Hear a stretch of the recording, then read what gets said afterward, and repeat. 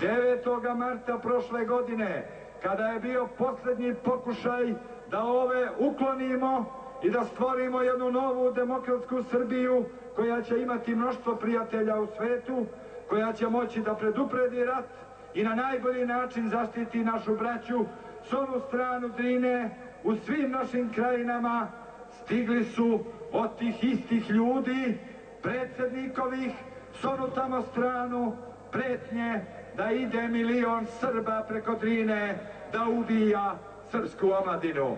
Nikada srpska omladina tu uvredu, tu pretnju nije zaboravila, ali je znala da ne dolazi iz duše naše braće, našeg naroda, nego ljudi samoljubivih koji bi svu Krajinu, svu Herceg Bosnu prodali, sve naše Srbe za jedan jadni trenutak vlastoljublja i krvave slave.